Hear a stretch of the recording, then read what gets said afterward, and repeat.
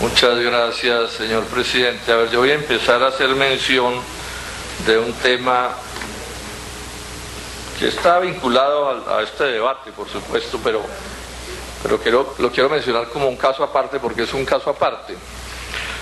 Y es un ruido grande que hay en los medios de comunicación desde hace un par de días sobre la amenaza de explotación minera en la zona del municipio de Salento, en el Quindío, en la zona del Valle de Cocora, que es nada menos donde está el área que pusieron en los billetes de 100.000 pesos como un ejemplo de lo mucho que ama el doctor Santos al medio ambiente en Colombia y al santismo en general, cosa pues que no deja de ser impresionante, ¿no? Yo por ahí tiré un trino, ¿no? Entonces primero ponen en los billetes de 100.000 esta especie de santuario de la palma de cera, y después abren la posibilidad para que se termine haciendo minería, o sea, son capaces de cualquier cosa, como decía un amigo de otro amigo.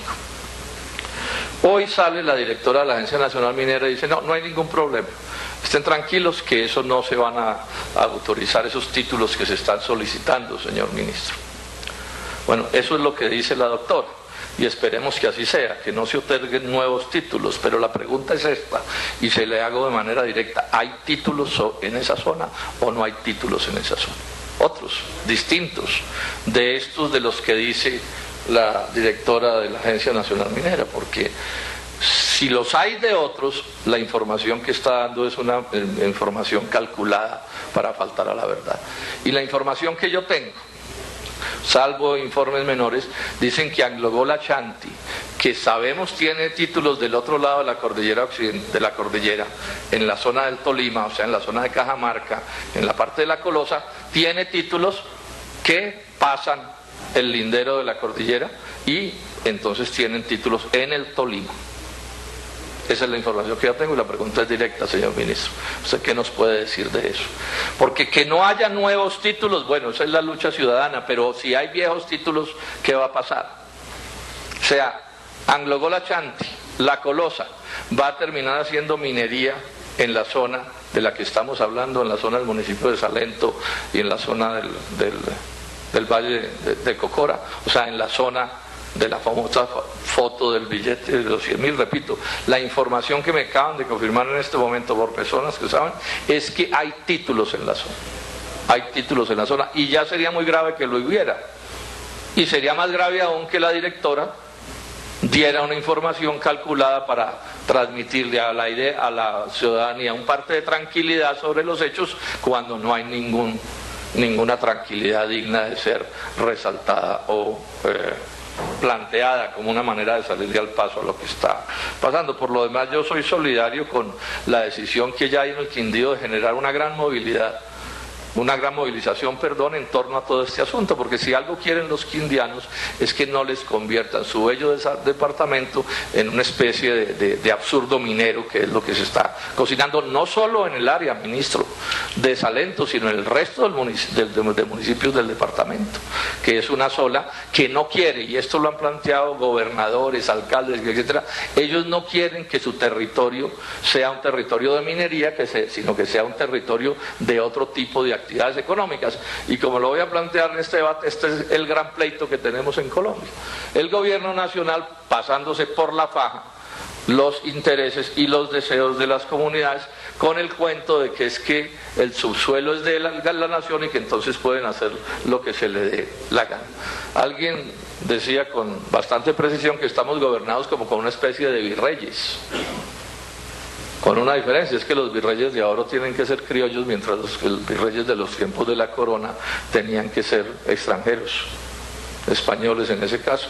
Pero la lógica es más o menos la misma, son virreyes que desde el poder central se imponen sobre las regiones y sobre la gente y van decidiendo lo que se les da la gana, como si la gente no tuviera derecho a opinar sobre sus asuntos. Bueno, ya entrando en materia específica sobre el caso de la ANLA, pues yo empiezo por plantear, y lo voy a reiterar, ya lo había dicho antes, pero yo creo que el director de la ANLA debe renunciar,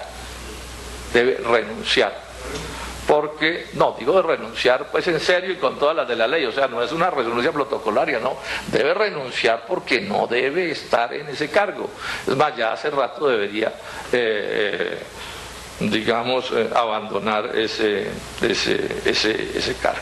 Y los argumentos son varios, yo los voy simplemente a mencionar para ser breve. El caso de la Macarena es suficiente, o sea, eso, porque hay errores de errores o crímenes de crímenes. Aquí estamos hablando de un crimen ambiental, pero es que no es cualquier cosa la Macarena.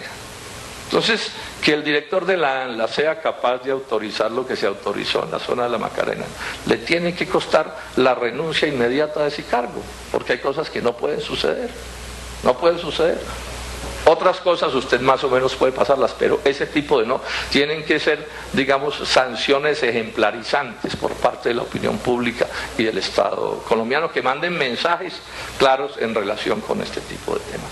Pero es que además no es el único caso.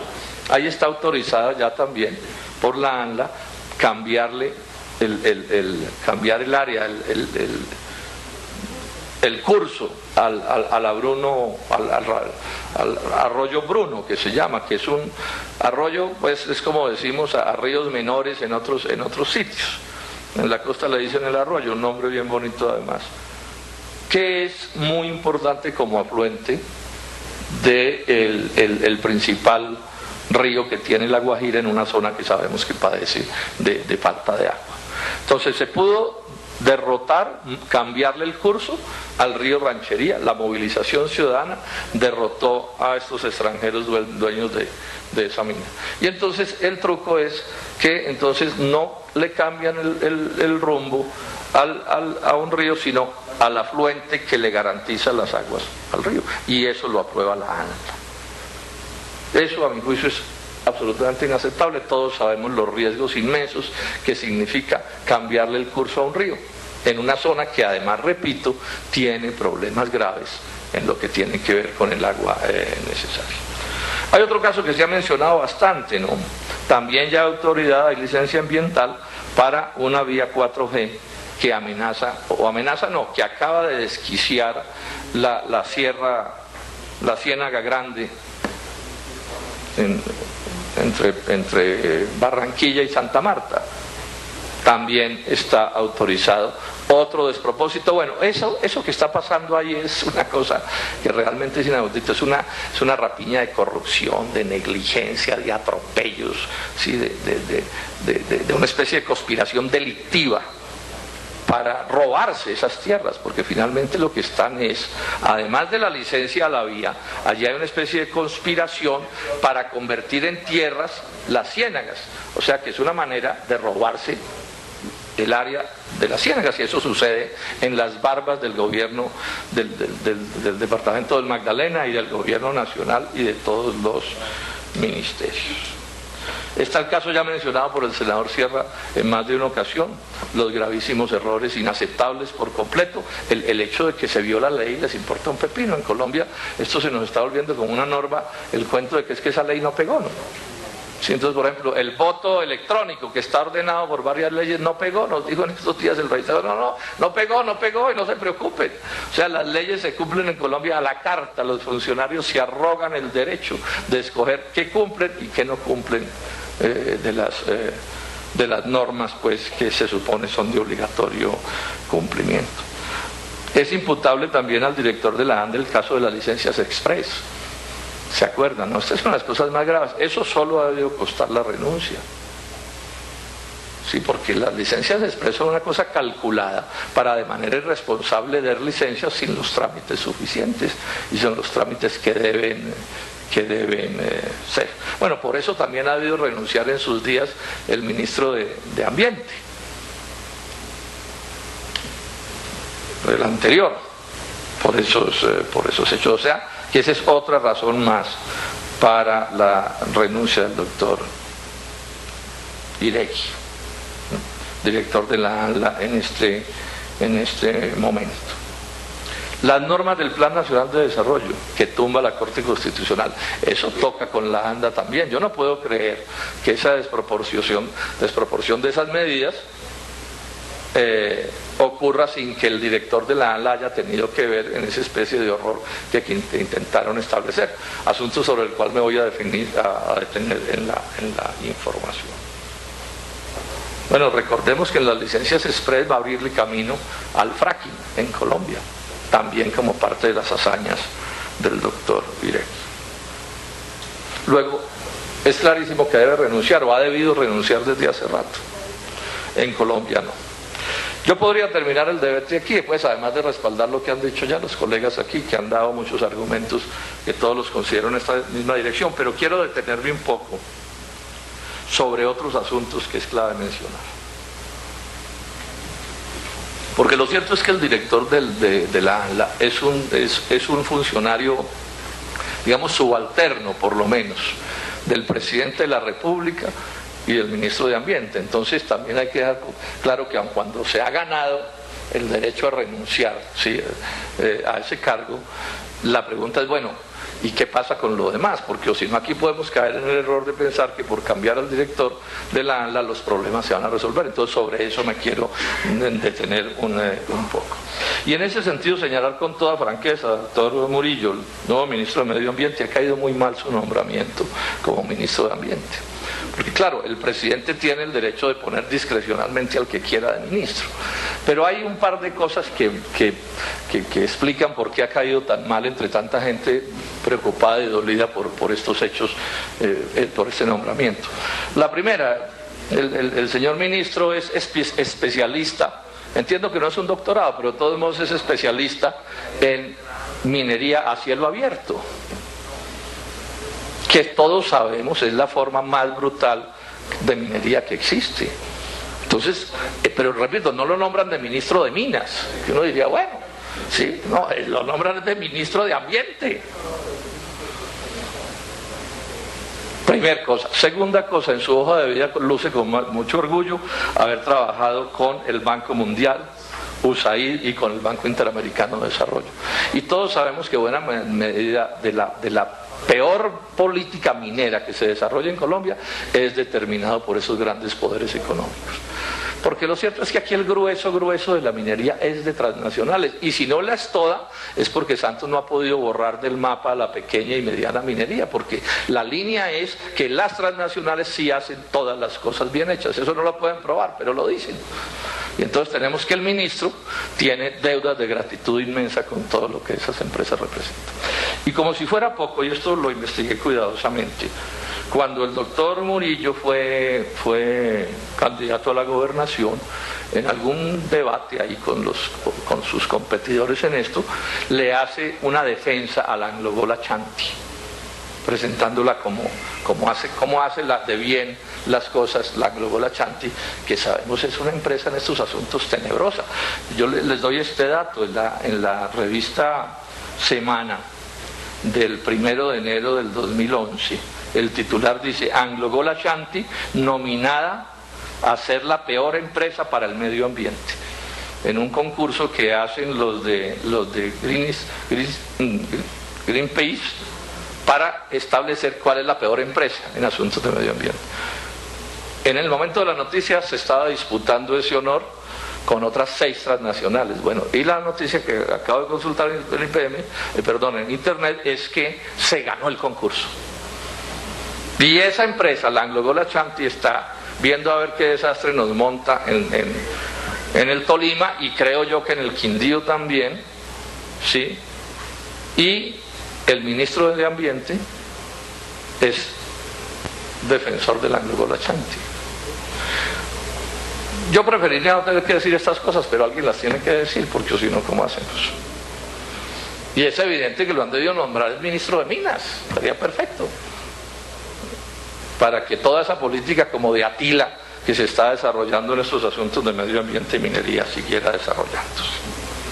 Esto, digamos, es el retrato de cuerpo entero de cómo entiende el doctor Santos este asunto del medio ambiente. Y le agrego una cosa que me parece bien grande, bien grave, que es también del mismo tipo de incluir en la terna de fiscalía al doctor Néstor Humberto Martínez, que todos sabemos es el gran abogado de las grandes transnacionales que operan en Colombia. y el nombramiento del señor ministro es del mismo tipo. Es una versión particular, pero no deja de ser una versión esta actitud del presidente Santos de decirle a los colombianos: es que ustedes no saben quién soy yo. O sea, ustedes no saben que yo tengo derecho a desafiar ciertas cosas mínimas del respeto a la ciudadanía que no deben, actuaciones que no deben cumplir los presidentes, aun cuando sean los presidentes y manden. Cosas mínimas del respeto a la ciudadanía que no deberían suceder. Pero claro, en este país donde realmente, aquí se escandalizan mucho, y hay que escandalizarse por eso, porque alguien le grita: ¿quién soy yo? Usted no sabe quién soy yo, a un subalterno que se atreve a cometer un error de ese tipo. Pero eso lo hace el jefe del Estado y eso no importa. Lo mismo que está haciendo el doctor Peñalosa con la alcaldía de Bogotá: es que ustedes no saben quién soy yo, ustedes no saben que yo puedo hacer lo que se me dé la gana. Y no pasa nada. Bueno, veamos cuál es la política de este gobierno en relación con los asuntos del medio ambiente, para que veamos por qué las cosas están sucediendo. Entonces, primero, con muy buena palabra, el doctor Santos decidió que el futuro de Colombia decidió desarrollar la locomotora minera, y el nombre es perfecto. Lo que se atraviese lo borran del mapa, como las locomotoras. La palabra cae perfecta. El doctor Juan Carlos Echeverri, distinguidísimo jefe del santismo con todo tipo de cargos, póngale cuidado a esta, y se vincula con el tema de las transnacionales, lo mismo que otra cosa que voy a mencionar del doctor Cárdenas. Dice Juan Carlos Echeverri: lo que me gusta decir es que los españoles descubrieron a América hace 500 años y los canadienses la descubrieron hace 10, a Colombia. De lo que estamos muy contentos, de que los canadienses nos hayan descubierto hace 10 años. Todos sabemos que Canadá es un país bellísimo, de gente buenísima, los canadienses, pero también sabemos que esos gobiernos retardatarios de Canadá convirtieron a Canadá en una especie de santuario para que operen las peores transnacionales del mundo, que se ocultan tras las grandes calidades de ese pueblo. Entonces tenemos ministros que resaltan que Colombia haya terminado en relación con los canadienses en algo parecido a lo que tuvimos con España. De ahí que hace unos días dije que no me sorprendería que alguien pidiera que se quitara las fotos de Bolívar y Santander que hay en el territorio nacional, porque los declararan como unos idiotas que fueron capaces de ganarse la independencia de una potencia extranjera. Mauricio Cárdenas, exministro de Minas, esto fue en un evento en Toronto, en el Canadá. Dice que les acaba de nombrar, en una reunión con todas las transnacionales de la minería, les dice: les acabamos de nombrar un viceministro especializado en minas. Y dice que su trabajo, el del viceministro, es mantenerlos felices, asegurar que todos sus problemas serán resueltos. Keep you happy, les ofreció a las transnacionales de la minería. Gabriel Vallejo, exministro de Minas, sobre las licencias express. Piensen en los pasaportes. Hace 15 años se demoraban un mes y hoy los entregan en horas. Lo que vamos a hacer en la ANLA es exactamente lo mismo. Y se pone un taparrabito chiquito, sin perder el rigor. Especialista en atención al cliente, yo no tengo la menor duda, y todos sabemos cuáles son los clientes. El doctor Germán Vargas Lleras dice que las consultas a la ciudadanía sobre estos tipos de proyectos se han convertido en mecanismos extorsivos. O sea, las comunidades que reclaman el derecho a opinar, entonces los equipara el doctor Vargas Lleras con los extorsionistas. Un derecho constitucional, que es el derecho a la consulta, un derecho que es parte de los acuerdos internacionales de la Organización Internacional del Trabajo. Ese es, digamos, el lío que tenemos al frente y que explica todo lo que está pasando. Por último, me voy a detener una explicación que creo que es clave, porque claro,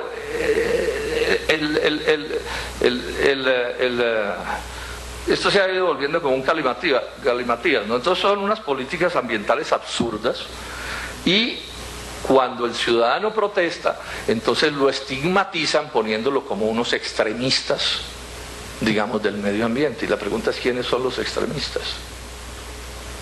¿Los que quieren pasarse por la faja todos los criterios ambientales, o los que en medio de la debilidad hacen esfuerzos porque las cosas no sucedan? Ese es un debate bien interesante, y es un debate de principios, y es el debate de fondo.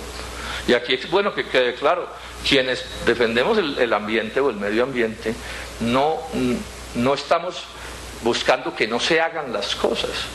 Lo que estamos es buscando que se hagan bien hechas las cosas. O sea, las licencias ambientales no se pueden ver como un obstáculo al progreso. Lo que se tiene que ver como un obstáculo al progreso son las obras que se hacen mal hechas. Porque la destrucción medioambiental no puede presentarse como un elemento de progreso, ¿o sí? O sea, es mucho progreso desbaratar la serranía de la Macarena, ese es un progreso muy grande.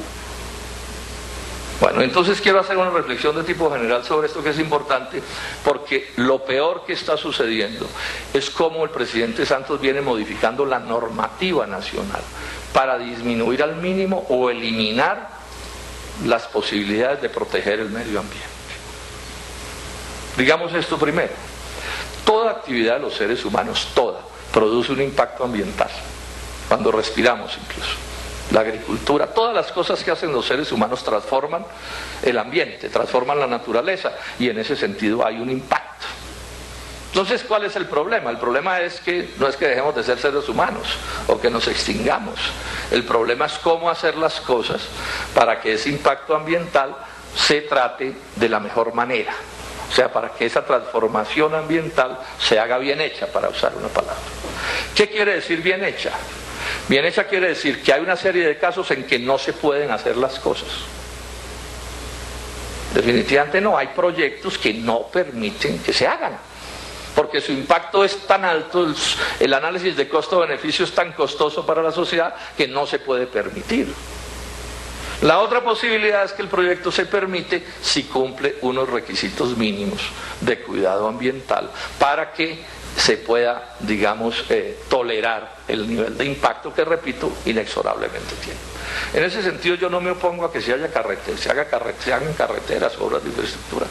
He dicho siempre que minería puede existir. Yo lo que he dicho es que minería sí, pero no así. ¿Qué quiere decir no así? Que no se haga tan mal como se hace en Colombia el ejercicio minero. O sea, es para ir poniendo el debate donde está. Ahora, ¿cuál es el problema? ¿Dónde reside el lío para que esto que aparece como fácil de aceptar se enrede? Porque lo que estoy diciendo es relativamente fácil de aceptar. Hay proyectos que no deben hacerse. Suelo poner un ejemplo. Si para hacer un proyecto minero hay que destruir la Catedral de Bogotá, pues seguramente toda la sociedad va a decir no se debe hacer ese proyecto, punto. Pues, y así como ese, bueno, hay un caso ya universalmente aceptado, no se debe hacer minería en páramo, o no se deben atravesar vías por ciertos sitios, o sea, o tal proyecto sí se puede hacer con estas salvaguardas, cuidando estas cosas. ¿Dónde se vuelve esto tan difícil? Esto se vuelve muy difícil, es que a este tema se le atraviesa, digamos, una condición también de los seres humanos de la sociedad, una cosa que se llama la codicia. O sea, una cosa que se llama el apetito de la ganancia. Las ganas de ganarse un dinero que además en una economía de mercado como esta, digamos, es que es de la naturaleza también de la economía. Entonces de ahí que la sociedad se haya tenido que inventar no permitir todos los proyectos de particulares por el simple hecho de que den ganancia, porque si el único argumento es que den ganancia, pues se va a sacrificar inexorablemente el medio ambiente. O sea, ¿cuál es el lío que se tiene? Que el que quiere ganarse la plata, el minero, el petrolero, el de la carretera, lo que sea, pues puede entender muy bien que su obra va a causar una destrucción ambiental incluso inaceptable. Pero no faltan quienes, no todos, no faltan quienes dicen, bueno, sí, yo hago este daño, pero me gano una plata. O sea, lo que gano como miembro de la sociedad no me compensa lo que perdería como individuo por no hacer el negocio, ese es el lío. O sea, en las cuentas individuales hay gente a la que le sale como un excelente negocio destruir el medio ambiente y en ese sentido salir afectado como individuo, pero la cuenta que dice es, pero más gano como individuo. O sea, lo que pasa un poco, guardadas las proporciones, por supuesto, lo que estamos hablando, con el delincuente, el tipo que secuestra, ¿qué es lo que sucede? O el narcotraficante, él sabe que eso le hace daño a la sociedad, pero él dice, lo que perdería como miembro de la sociedad es menor frente a lo que gano como individuo, que me gano la comisión del secuestro o me gano lo que me gano el narcotráfico. Entonces, en esas circunstancias, la sociedad tiene que crear una normativa sobre estos temas ambientales, o sea, el sector público tiene que intervenir y que es el que tiene que decir, bueno, esto sí se puede, esto no se puede, bueno, y establecer los límites y los controles que hay que establecer. ¿Cuál es el lío? El lío es que el Estado también tiene dueños. El lío es que los grandes poderes influyen en el Estado. El lío es que está el Banco Mundial y USAID y el BID, ¿cierto?, diciendo, este asunto del medio ambiente sí, pero depende de los intereses de las transnacionales. Sí, depende de los grandes poderes. Y son persuasivos en el debate teórico y son persuasivos también en la corrupción. Esto hay que decirlo con toda claridad. O pueden serlo. Y hay que legislar entonces para impedir que esas cosas sucedan. Bueno, y entonces, si eso es así, ¿qué ha dicho la Constitución en Colombia sobre este tema? Yo aquí no estoy inventando nada, yo estoy diciendo unas cosas que son de público conocimiento para las personas que son interesadas en estos temas. Entonces, ¿qué sucede? La Constitución del 91, que es la Constitución del libre comercio, en ese sentido es una constitución profundamente retardataria de las privatizaciones del libre comercio, etcétera, pues tiene sus cosas que uno puede defender. Y una de las cosas interesantes que hace la Constitución del 91 es decir que existen las CAR, o sea, las corporaciones autónomas regionales que tienen que ver con el cuidado del medio ambiente, gozan de una cierta autonomía. ¿En relación con quién la autonomía? En relación con el gobierno nacional. ¿Y por qué? Porque es evidente que el gobierno nacional tiene, digamos, una serie de hechos que lo empujan a proceder contra el medio ambiente. Sea por razones ideológicas, sea porque se los sobornan, sea porque son profundamente retardatarios y no creen en nada. Lo que yo eche sangre no existe, senador Robledo. Y aquí lo único que importa es que suene la caja registradora, como los viejos comerciantes. Entonces la Constitución le da a las CAR esa posibilidad. Lo dice una sentencia de la Corte Constitucional, ojalá la lean, es la 894 del 2003, donde señala la importancia de que haya el poder nacional en estos asuntos y el poder local para de alguna manera que el poder local pueda neutralizar por lo menos ciertas actuaciones indebidas en asuntos medioambientales, ¿sí?, dados los intereses nacionales. Esto en minería sí que es notorio, pero en todo es notorio. ¿Cuál es el punto? De acuerdo con las normas en Colombia, el subsuelo le pertenece a la nación y a la nación la representa el gobierno nacional.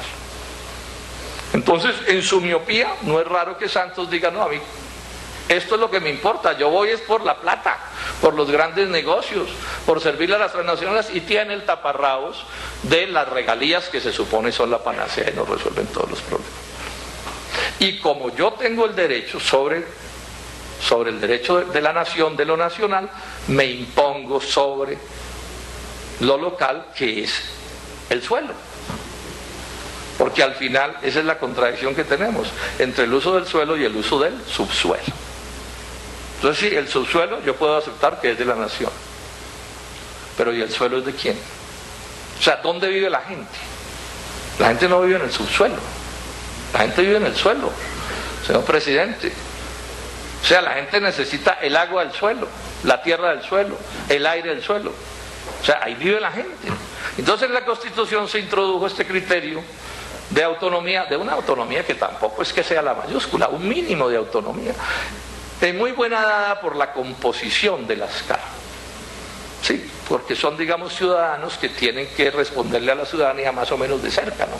Son sus amigos, sus vecinos, son sus propios intereses personales los que están por sacrificarse, yo no sé, en el negocio de la colosa.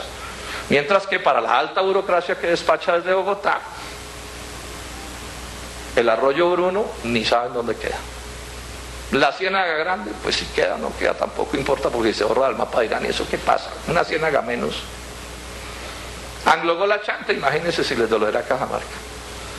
Y si eso es a la alta burocracia, a los virreyes nacionales, imagínense a un inversionista neoyorquino o alemán. Esos no saben dónde queda ni Colombia. O sea, eso es lo único que le exigen a sus funcionarios aquí, al jefe del Anglo-Gola Chanta o al que sea, es, bueno, ¿cuánto nos vamos a ganar? Alguien decía que el capital es del país de donde vive el dueño del capital. ¿Qué le va a importar a un japonés lo que pase? O sea, que nos quedamos sin agua en el suelo de los llanos orientales, ¿por qué les va a importar? Y ese es el gran poder que maneja Colombia. O sea, si Boyacá se vuelve un desierto, a estos personajes les importa. O sea, yo aquí no estoy inventando cuentos, este no es ni siquiera un problema ideológico, yo estoy bregando a contar una serie de hechos que están allí, esas son las realidades. Ahora, ¿qué hacemos con ella y cómo trabajan? Entonces, si ustedes miran, y con esto voy a concluir, desde que por lo menos yo llegué a esta comisión, ya hace bastante rato, ha habido un forcejeo entre el poder nacional y el poder local en relación con estos temas. A mí no se me olvida que recién llegado yo aquí, se montó una cantaleta contra el mal manejo de las CAR. Y yo advierto que no tengo ni un solo empleado en las CAR ni nada que se parezca, ese no es mi caso, ¿cierto? Sí. Y les montaron, claro, el consabido San Benito de la corrupción y que todos lo hacen mal. Que es siempre el truco mediante el cual aquí, hablando de eso, justifican cualquier cosa. Y algunos en esos días, creo que en esos días tal vez el senador Sierra, no recuerdo, sí, dijimos, hombre, si se va a reformar las CAR, que se reformen, pero eso sí, no les tocan la autonomía. O sea, si alguien en las CAR está haciendo las cosas mal hechas, bueno, procedamos y cambiemos las cosas, pero no les tocan la autonomía, porque la autonomía es este asunto de fondo que yo estoy explicando. Bueno, y se tragaron la candela y no volvieron a hablar, se desapareció la corrupción de las CAR en el momento mismo en que quedó claro que no se podía tocar la autonomía. Pero entonces cambiaron de táctica, ¿qué es lo que viene sucediendo desde hace rato? Ir despojando a las CAR de sus poderes. Por razón de tiempo no lo voy a detallar, pero es sabido, ¿sí? O sea, ¿por qué se hunde la reforma del plan de desarrollo? Porque limita a las autoridades regionales, les limita sus poderes para tener que ver con estas cosas. Esa cosa que se inventaron, ¿cómo es que se llama? Las PINES, ¿es que se llama? ¿PINES es? ¿Planes de qué? O sea, que es declarar a las descomunales empresas mineras como una cosa especial, que la empiezan a dar por fuera de la normativa de los derechos regionales. Sí. El decreto 2020 del 2015 es esto. Las licencias express es esto. La campaña ilegal, a mi juicio, para impedir las consultas locales, afortunadamente el Tribunal Administrativo del Tolima acaba de aceptar que en Ibagué puede haber consultas sobre el caso de la minería. Pero esto ha sido una batalla a muerte. O sea, la gente de las localidades diciendo, nosotros tenemos que tener el derecho a opinar, y el gobierno nacional a negarles ese derecho y a meterle miedo a los alcaldes. Lo que han estado haciendo con los alcaldes es inaceptable. Ahí sí cabe la palabra chantajearlos. O sea, alcalde que acepte promover una consulta ciudadana para decidir sobre una obra pública, cualquiera que ella sea, o privada, contraria al medio ambiente de la localidad, entonces le montan el chantaje de la mermelada. Y ahí sí sale el procurador, en eso sí está el señor procurador de íntimo de Santos. Ahí sí parecen gemelos para estos temas. Es que business are business, diría alguno, ¿no? Plata es plata. Discuten sobre otras cosas, pero sobre este asunto de los negocios en nada se diferencian.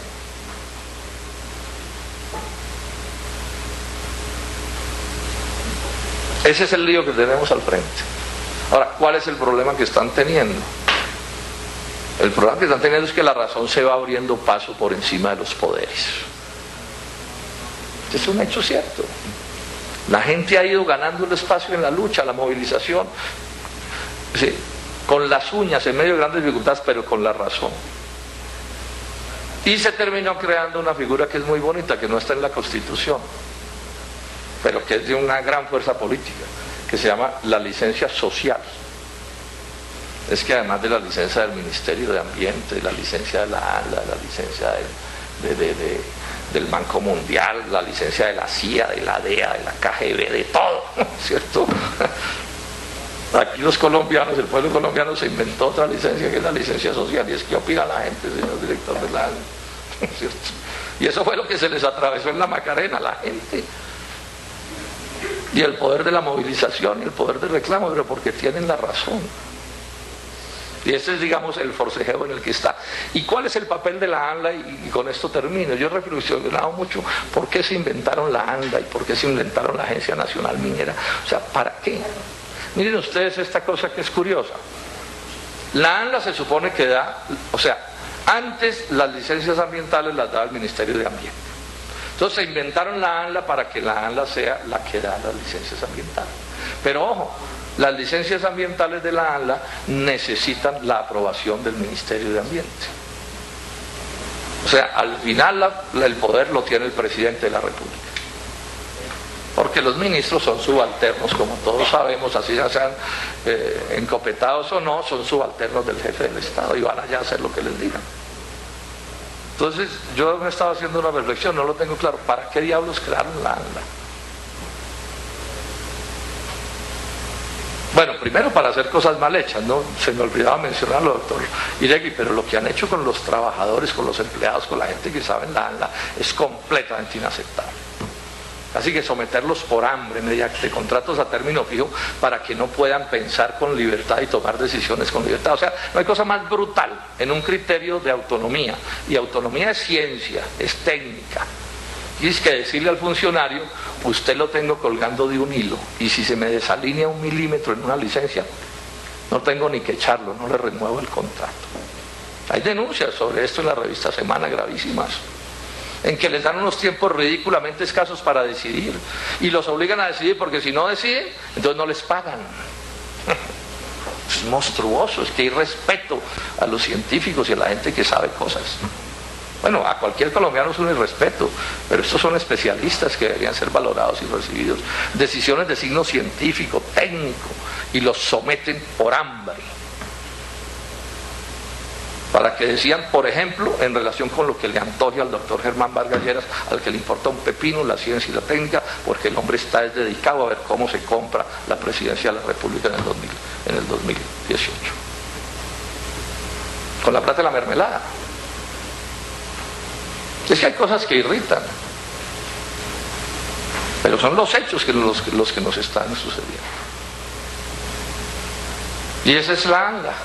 Entonces yo por eso concluyo diciendo, el señor director de la ANLA debe renunciar, se ha ganado la renuncia.